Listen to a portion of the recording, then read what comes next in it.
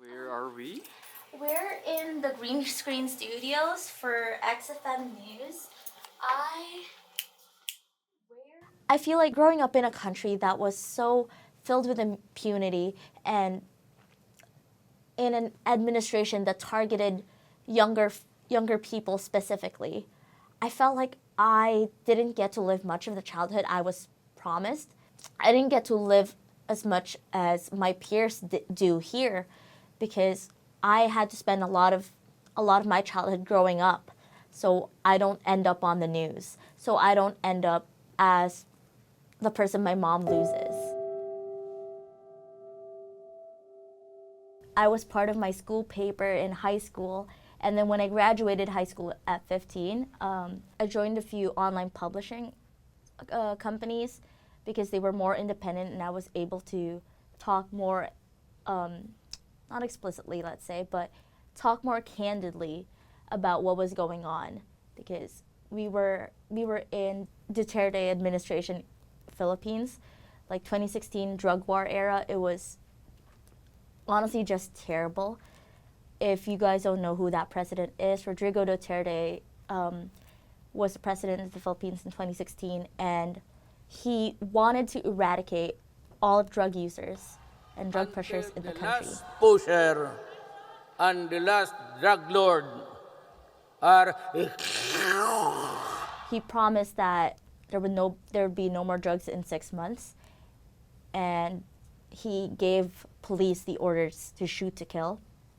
By the time 2018, 2019 rolled around, 2017, 2018, 2019, when your friends went missing, your first instinct was to look at the morgue.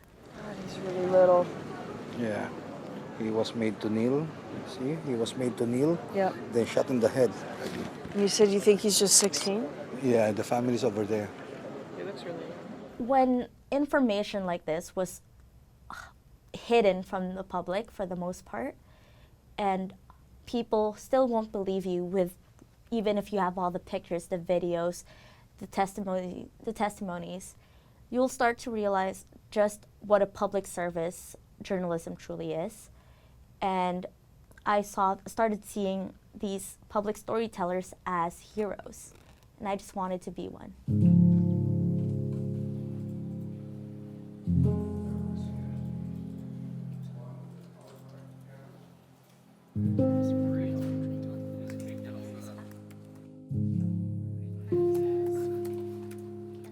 Over 4 million people visited the Toronto Food Bank, according to the annual Who's Hungry report. The report aims to show a profile of food insecurity and poverty in the city. The Toronto Food Bank. Oh my God. So I was in university at 15, and I had to leave because there was an incident with police at campus. Technically, police were not allowed to enter campus at the time because of an accord. There's just been a long-standing history of police brutality against students and activists. Police were all around campus that week during mandatory drug testing week, and they approached me and my friends saying that they would change the results on our drug tests and that we'll never see our families again. I did what any angry teen would do. Actually, I'm really hoping no angry teen does this. I grabbed a bowl of pig's blood from the protest and threw it on a cop car. If it wasn't for my family having the connections they had, and for the law professors in my university feeling bad for me, I would probably still be a wanted person in the Philippines. Journalists were all over campus. It was a massive rally, but they knew not to cover the 15-year-old who was getting arrested and struggling and covered in pig's blood.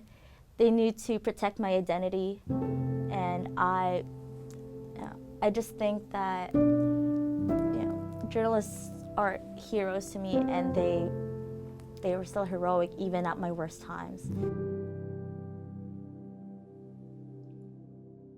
I feel like the knowledge of something won't necessarily be your savior.